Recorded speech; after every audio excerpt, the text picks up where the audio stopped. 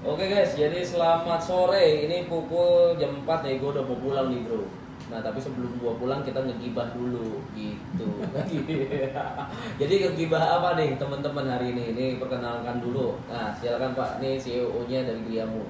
Halo guys, panggil Gilang aja, Gilang. Saya CEO dari griamu.com. Oke, jadi griamu.com itu udah bisnisnya udah lama ya. Nah tapi hari ini gua mau tanya-tanya nih Pak, kan lu kan pengalaman bisnis lu tuh dari tahun berapa sih? Gua pertama bisnis itu 2010. 2010. Jadi kalau misalnya sekarang tuh udah hampir 24 tahun Ya, 14 tahun, 14 tahun ya. 14 ya, soal 24 ya. 14 14 tahun bisnis, dan gua ikut beliau itu kurang lebih hampir 10 tahun ya, 8 tahun. Jadi gua belajar juga tentang bisnis properti. Nah, tapi kebanyakan nih Pak, ini ada kesamaan antara bisnis properti sama kripto. Ya, kita kan mining juga, dan kripto kalau misalnya kita lihat tuh banyak orang-orang tuh yang kalau menurut gua tuh trader abal-abal apa mentor abal-abal. Iya. Nah, itu apakah ada? Nah, dan gue jelasin ya. Jadi mentor abal ini kalau misalnya buat bilang gitu ya. Kalau misalnya lu emang pengusaha dan lu emang jago, udah pasti kaya loh. Kalau pinter kaya, ya kan? Nggak ada orang kaya goblok, itu nggak ada. Ya kan? Itu bullshit doang. Yang kedua, kalau udah kaya minimal kalau ditanyain kantor lu di mana, dia selalu kita trader nggak butuh kantor. Nah itu gimana tuh Bang? Iya. Apa namanya, ada orang banyak alasan kayak gitu. Apakah emang benar-benar nggak butuh kantor? Apakah memang ya kelas kere ya memang nggak butuh kantor, tapi kalau udah hype ya gitu. Benar. Itu menurut lu gimana? Iya, jadi pengalamanku 14 tahun sih, selalu ada orang yang itu pintar berbicara. Oh gitu, Selalu ya. ada. Jadi nggak hanya karena sekarang aja era digital orang gampang buat konten ya, jadi wah bisa ngomong, kita kesan pintar tuh nggak hanya sekarang aja. Oke. Sekarang ini lebih banyak aja. Jadi silat lidah ya. Ngoles tok. Pintar ngomong, kalau hebat gitu ya, kalau punya cara sesuatu gitu ngerjain apa tuh dari dulu udah ada. Sekarang aja. Sekarang lebih banyak aja jumlahnya. Dulu tuh malah lebih ekstrim lagi, mereka sampai buat event beneran. Event besar di hotel gitu. Terus ngasih tahu nih ada cara rahasia hack apa misalnya, atau hebat. Tapi endingnya adalah suruh bayar doang, nggak bisa dikerjain. Bahkan dia sendiri nggak kerja. Dia sendiri nggak kerja, dia sendiri nggak kerja itu. Itu kok kayaknya dejavu gitu guys. Ya, dia sendiri juga nggak bisa mempraktekin itu. Jadi dia juga belajar, biasanya dia belajar dari luar negeri.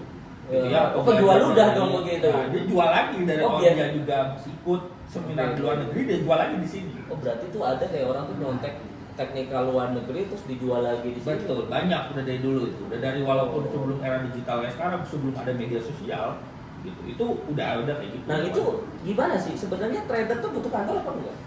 Sebenarnya kantor ini lebih ke kita kan performan ya. Performan dalam artian terus juga lebih ke kita kalau punya tim lebih enak konsolidasinya. Gitu. Terus kalau ketemu, apalagi sekarang kan udah nggak COVID, boleh ketemu, itu rasanya memang beda kalau meetingnya langsung sama meetingnya kalau online. Soalnya kadang ada beberapa orang tuh ngomongnya miliar, puluhan miliar, tapi ditanya kantor di warkop aja gitu. Itu kan tidak sesuai dengan omongannya. Ada beberapa teman gua juga ada sih, temen gua tuh ngomongnya puluhan miliar tapi pakai mobilnya cuman mobil misalnya iya misalnya contoh gitu bro. Jadi kan tidak make sense gitu. Iya. Jadi kalau lo ngomongnya miliar ya mobilnya minimal ya Pajero lah kita ngomong. Nah itu apa pendapat lo tentang fenomena ini kan fenomena sih. Benar. Jadi lebih ke kita sekarang ini banyak nemuin orang yang itu performance sebenarnya sama apa yang diomong nggak sama aja, nggak setara. Gitu. Contoh, karena kita kan kalau ngomong kan gampang.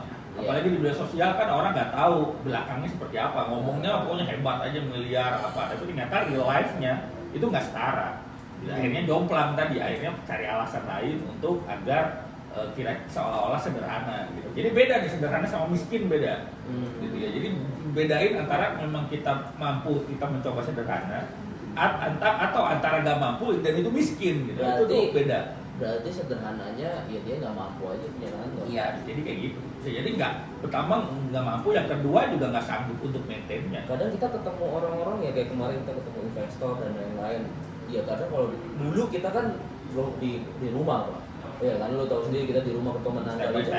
Iya kan. Ketika ditanyain kantor lu di mana? Diketawain, Cok. Ya kan terus abis itu kantor lebih gini kayak ngeremehin kita. Ya memang nggak bisa, emang itu real. Ketika kita punya kantor lebih bagus, kita bawa orang bagus, itu lebih untuk entertain tuh lebih enak. Ya, lebih ke juga itu ada seninya ketika kita mengelola kantor, punya tim, punya jadwal yang yang pasti, ada targeting, itu juga seni. Jadi nggak semua orang bisa juga gitu. Dan itu juga bertahap. Jadi mungkin nggak apa-apa kalau misalnya itu dari kantornya kecil dulu atau misalnya kantornya hanya rumah dulu, nggak apa-apa. Memang stepnya by step, tapi akuin aja. Ya berarti memang ya itu masih kelas curut. Iya, ya udah harus diakui di level itu. Lu pengusaha masih kelas curut, makanya nggak butuh kantor. Lu masih broker, ya ibaratnya gitu. Benar. Tapi kalau misalnya lu udah punya itu, berarti kan ini kan seseorang yang ketika datang ketemu, wah ini keren, gitu. Keren dulu kan, minimal menang cewek kalau ketemu cowok kan yang pertama dilihat kan ganteng dulu atau dia bawa mobil apa gitu. Ya itu teori dasarnya sih. Dasarnya. Kalau kita berbisnis kan yang pertama kali dilihat kan performance dulu. Itu teori dasar aja. Jadi anggaplah orang nggak peduli dulu kamu hebat, nggak peduli lu ganteng atau lu nggak pendapat, tapi lu performanya gimana dulu. Sekarang ada kedua nih, pertanyaan sederhana, ini dua pertanyaan yang memang ada fenomena yang gua temuin. Ada dia kaya Pak, bener dia kaya. Iya. Dia punya duit, kantornya juga bagus, gitu ya. Tapi ternyata dia nggak bisa action juga. Contoh misalnya, ternyata dengan skillnya dia jualan kelas doang misalnya, dan memang dia bisa hasilkan uang. Tapi dia ngajarin bisnis tuh. Misalnya contoh nih, buka kelas saya kasih mahal 10 juta, 20 juta aja kaya kan, hitung aja tuh. Nah, tapi ketika disuruh bisnis real, dia nggak bisa. Yeah. Ada beberapa yang gua aja nggak bisa, ya gua ngajarin orang lain. Nah itu fenomena gimana tuh? Dia pinter jualan gelas, tapi secara masuk ke bisnis real dia gagal. Ada investor misalnya contoh, nih gua investasi 100 miliar, ternyata mungkin 50 miliar misalnya. Nah itu fenomena itu terjadi kenapa? Ya itu juga tanda gini, dunianya akademisi atau dunianya teori sama dunia praktek ini itu berbeda jauh. Nah dari situ. Jadi kalau misalnya pintar teori belum tentu prakteknya berhasil. Tapi ada juga orang yang pintar prakteknya pelan-pelan akhirnya belajar teorinya. Gitu. Nah kebanyakan pengusaha itu orang karakter kedua.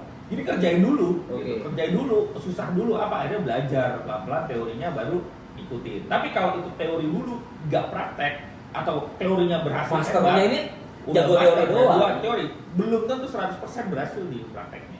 Oh, itu kebanyakan. Makanya kebanyakan orang-orang itu ketika belajar itu gagal itu ya mentor lu sebenarnya nggak bisa ngajarin lu, jadi lu juga nggak berhasil. Ibaratnya gue dulu atlet bro, kebanyakan nih kita pelatih, gua atlet. Terus ada orang yang sarjana S2 jadi pelatih. Itu yang sering terjadi. Gue sih pelatih real yang ngajarin, yang real udah pernah juara. Terus ada orang yang ngelatih, ya anak buahnya jadi goblok. Dalam arti kan gitu ya, walaupun dia sarjana secara akademis dia pinter tentang ini, tapi secara teknik itu ya memang harus orang yang pernah badminton dan jadi juara. Nah benar ya. Bisa bilang juga gini lah, ilmu itu ada dua macam ya, ilmu teori atau ilmu praktek. Gitu. Nah, ini dua-duanya harus sinkron dalam artian kalau lu pintar teori ya kerjain dulu. Gimana sulitannya? Kebalikannya, ketika lu udah praktekin, coba perbaiki itu agar lebih bagus dengan ilmu teori gitu. Jadi gitu aja dua-duanya. Tapi jangan sampai misalnya fokus di teori aja, lu diajarin sebagainya, tapi ambil duit dari situ, sehingga orang yang itu ngerjain di praktek akhirnya dijelek-jelekin. Jangan. Karena tadi setiap satu sama lain punya marketnya sendiri. Kita juga nggak akan salahin orang, saya jualan, mau dia jualan lah, jualan kelas apa bebas, boleh. Jadi itu boleh aja, tapi jangan sampai misalnya lu kayak gitu, terus lu klaim lu cerdas di praktek gitu. Karena ketika lu kerjain beneran belum tentu bisa. Gitu. Jadi itu bisa aja, waduh kena gocek sama ini deh gua investor aja. Gua kira lu pinter kan? Benar. Yang kena viral pinter. Benar. Gua pinter ternyata goblok. Ibaratnya bodoh ibaratnya kan. Betul. Ya jadi yang benar adalah ya udah, ayo kombinasi dua-duanya sama-sama berkembang aja. Kalau lu pintar teori, ayo tuh mulai pelajari teknisnya. Lu pintar teknis, ayo naikin skill lu di teorinya, gitu aja. Wah ini kenapa Pak Gilang ini orang-orang kaya, konglo-konglo di Surabaya itu konsultasi sama dia. dia selain jago teori dan juga praktek. Dibuktikan dari apa? Kayak kita punya produk ya Pak, yang koperasi itu kan. Nah koperasi ini kan tidak ada di Indonesia ini yang bisa ngunggulin koperasi kita. Nah contohnya apa kira-kira? Jadi kita kan kalau berbisnis tuh kita harus diferensiasi kan. Jadi lihat bedanya. Anggaplah nih kita bicara koperasi. Koperasi udah banyak di Indonesia. Bahkan koperasi anggaplah bisnisnya juga hampir sama bank. Modalnya koperasi lain adalah ngasih bunga gede misalnya kayak gitu. Tapi apa bedanya kita dari koperasi yang ada? Nah, kalau kita mau hebat, cepat besar, growth ya cepat, cari perbedaannya yang sangat signifikan. Pilihannya apa? Pilihannya bunga lebih gede lagi atau produknya lain. Pilihannya itu. Bunga besar kan? Bunga lain orang yang udah ngasih bunga gede dan itu berat gitu. Atau pakai produk lain, gitu, cara konsep lain. Nah, kita memilih cara yang nomor 2 dengan cara apa? Dengan cara karena orang masukin duit, gitu, contohnya dia kosan masukin uang ke koperasi kita. Gitu. Nah, pertanyaan dia kan gampang.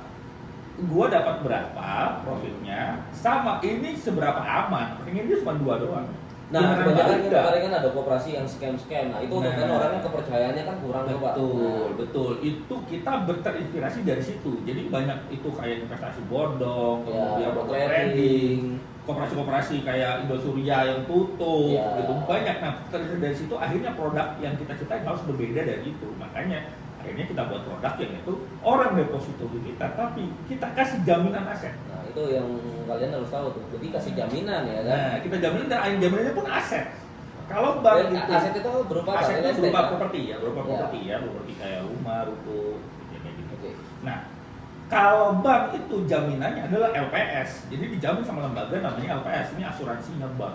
Jadi kalau misalnya ternyata bank satu lain hal terjadi kolaps, maka LPS-nya ganti duitnya. Itu pun ada limitnya, maksimal 2 miliar. Nah, sehingga orang percaya mau masukin ke bank. Kita karena tidak punya LPS, akhirnya kita ciptain LPS sendiri. Koperasi emang nggak butuh LPS. Karena nggak bisa. Kita juga koperasi bukan di bawah OJK. Ada sekarang koperasi yang di OJK namanya open loop, tapi sekarang punya kita adalah closed loop. Jadi kita hanya community kita sendiri. Itu jaminannya adalah pakai properti. Jadi lebih aman, lebih safety ya, lebih safety 1000%. Kita akan jamin 1000%. Kenapa? Karena uangnya dia ada bandingannya, asetnya yang itu setara bahkan lebih. Event lah kita misalnya satu lain hal post manager, ya asetnya akan milik deposan, dan deposan nggak ada dirugikan sama sekali. Dan kalau misalnya bunganya itu kira-kira berapa? Nah, untuk masalah bunga kita mencoba untuk tetap sama dengan koperasi lagi ya, sama ya, kurang lebih sama lah. Sosol dalam artian sosol itu pasti tetap di atas bank. Semua koperasi di atas bank, nggak mungkin sama atau lebih rendah. Itu umum lah, kita tetap buat sama, tapi kita tambahin fasilitas yang itu koperasi lain atau lembaga lain nggak bisa, bahkan bank nggak bisa. Itu adalah ada tandem aset. Gitu. Kenapa bisa kayak gitu? Karena koperasi ini atau perusahaan kita, ekosistem kita banyak aset. Asetnya banyak. Jadi kemarin tuh ada yang bilang ada orang bilang gua beli foto lu, ya paling seneng ya Pak ya. Asetnya banyak, lu coba sampai lu miskin lu beli asetnya kita gitu. tapi ada sebenarnya kaya itu sederhana sih kalau menurut gua Pak. Kalau orang kaya kan kita pernah diskusi kemarin, orang kaya itu dia pakai utang, misalnya utang dari China itu dia dapat 1% bunganya. Karena kan kenapa kok bisa 1%? Karena inflasi di sana rendah. Nah itu memang mereka ngutang terus dibawa uangnya ke Indonesia dengan bunga kurang lebih sekitar 4%, 5% sosol lah ya kan, berarti kan ada sisi. Sebenarnya kan untuk kaya itu kan sebenarnya sederhana sih. Sederhana. Atau buat hidup doang kita nggak usah kerja pasif income sih sebenarnya lumayan loh. Kalau misalnya 10M atau 1M berapa Pak untuk hidup? Nah itu kemarin gue juga ada ide gimana caranya buat hutang itu jadi pasif income. Nah mungkin lu bisa kasih gambaran ya. Sebenarnya semua orang di dunia, bahkan lembaga-lembaga besar gitu kayak JP Morgan gitu atau lembaga-lembaga investasi dunia sebenarnya lakukan hal seperti tadi gitu ya. Yang pertama dia lakukan leverage itu adalah uangnya 1 gimana jadi 2 jadi 3. Terus yang kedua gimana uangnya yang kerja kita nggak kerja, sehingga mereka lakukan itu. Seperti tadi itu betul, misalnya mereka ambil ambil kredit misalnya di Jepang, bunganya 1% atau bahkan bunganya 0,1% atau 0,5%. Lah uang itu mereka bawa keluar, mereka investasi di mana? Di Singapura. Mungkin investasi di Amerika, yang itu dia dapatnya 5%. Jadi uangnya yang kerja, benar-benar kerja, mereka duduk manis aja setiap bulan dapat 5%, bayar 0,5, untuk 5%, selisih lah. Jadi selisihnya tuh terasa. Itu nggak terpikirkan loh banyak orang. Ya, ini memang bisnis ini level-level tertentu aja yang mereka lakukan. Nah, dalam case ini juga sama sebenarnya. Contoh misalnya kita ambil kredit dari bank, berapa dari bank? Ya? Gue dapat dari bank berapa? 8% misalnya. Nah, uang ini misalnya bisa mutar di koperasi dengan itu misalnya ada yang kasih sekarang 15%, Oke, 20%, bahkan ada 24, bahkan banyak. Nah, itu udah jelas leverage-nya. Dari bank lama 15 berarti kan ada selisih 7 ya kan? Bisa 8%. Anggaplah dari 8 ke 16 misalnya. Kalau duitnya 1M berarti 7% 70 juta. Ya. Uangnya yang kerja. Iya. Atau 10M 700 juta setahun. Ya, uang yang kerja. Jadi Kalau 10M pindah ke sini 700 juta. Enggak kerja, uangnya yang kerja. Nah, kayak gitu sebenarnya sangat bisa dilakukan. Sangat bisa dilakukan. Even di dalam Indonesia sendiri. Gitu. Ambil tadi dari bank berapa kreditnya gitu ya, 8 sekarang lah. Terus saja itu ke koperasi, saya belum dipercaya benar berapa jadi 15, sudah selisih berapa? Selisih 7%. Enggak ngapa-ngapain. Oke, itu banyak banget. Diselisih kan ya? Itu banyak banget. Dan bahkan taipan-taipan Indonesia melakukan hal yang sama. Gitu. Dia dikuangin di sana, pindah ke sini. Dolar tadi bagus, pindah ke dolar dulu. Dolar turun, bunganya keluarin ke saham lagi. Gitu aja kerjanya. Jadi mereka tambah kaya itu enggak karena dia kerja setiap hari, bukan karena dia pintar taruh duitnya di mana. Berarti ya kalau misalnya lu akademi gua sih sebenarnya di sini ruangan di mana orang-orang praktisi gitu. Ya dimana jadi gua tuh males banget teori, misalnya contoh nih gua, ayo bang kita adu teknikal gitu, ngapain ngadu teknikal? Misalnya ada bocil-bocil lu nantangin gua, ayo bang kita ngadu teknikal, ngapain ngadu teknikal? Iya ngadu trading trabar aja bareng. Atau gini, kita nggak usah ngadu debat-debat kusir tentang bisnis apa yang benar apa segala macam gitu, yang cuan yang mana? Ya langsung aja dipraktekin, lu bisa nggak? Sekarang gini paling gampang. Kalau emang lu jago, teman-teman, kalau mentor-mentor lu jago dulu tuh sering banget orang nawarin gua investasi gitu kan. Investasinya misalnya, "Bang, ini ada profit 30% setahun." Nah, kalau 30 sebulan. Nah, kalau 30% sebulan mah, lu kenapa lu nggak pakai duit bang? Atau gini aja deh. Ini duit gua kasih lu, terus habis itu gua minta jaminan dari lu. Gitu. Berani nggak ada yang berani pak. Berarti apa yang gua tangkep ini kan fenomena ini yang gua tangkep apa? Banyak di luar sana yang nawarin investasi atau yang ngajarin bisnis itu ketika ditantangin itu kabur tuh. Kayak dulu gua pernah ribut-ribut, ayo kalau emang lu pintar trading, ayo mana sini gua modalin 1M, jaminan lu gua pegang, ayo. Tapi kalau misalnya lu datang gitu berarti nggak pak? Berani aja. Kenapa lu berani? Ya prinsipnya kita kan misalnya contoh gua agak sama aja sih kayak koperasi. Udah gua investasi ke lu 10M. Ayo mana jaminannya? Kan sama ya. Sama. Kasih berapa persen sekian. Ya. Kenapa lu bisa berani? Nah, itu. Karena kita tahu manajemen resikonya. Jadi kita udah tahu di mana terburuk kita akan kalah. Itu yang penting. Jadi kalah. kebanyakan ini rahasia, tapi kita coba share. Jadi dalam bisnis itu yang pertama dipikir adalah bukan berapa untungnya, berapa resiko yang sanggup kita telan. Karena kalau kita berhasil mengalahkan resikonya, untung itu udah pasti. Jadi jangan mikir untungnya berapa kali lipat, berapa banyak dulu. Lu berapa sanggup lu telan resikonya. Semakin lu kecil resikonya yang lu bisa telan atau misalnya berhasil meminimalisir resiko, untungnya pasti berkali lipat. Berarti mereka tidak mengukur, tidak bisa mengukur. Dia ya itu yang terjadi. Dia ngaku pinter, jago, terus ditantangin, dia nggak bisa mengukur resiko. Baru berpikir kadang, udah tantang, maju nggak nih ya? Kalau maju, kalau nggak maju nanti gimana? Baru dari aset gua hilang apa segala macam. Baru ngukur tadi. Jadi nggak di awal ngukurnya, ketika ada terjadi baru mikir. Ayo kita alamin, apalagi ketemu gua, lu barbar sama gua tantangin gitu, trader-trader buru-buru lu tuh pada kabur semua. Ya tapi emang kita real dari dulu 2016, setiap investor yang berinvestasi ke kita, itu selalu kita kasih jaminan tuh. Oh iya. Harus. Jadi 2016 itu kenapa bisnis kita tuh, ya gue bilang bisnis kita tuh pelan-pelan tapi pasti kok. Iya, kita growth-nya eksponensial lah, growth-nya dalam artian itu terukur. Jadi sebesar itu uang yang misalnya kita kelola, sebesar itu juga safety-nya yang kita bentuk.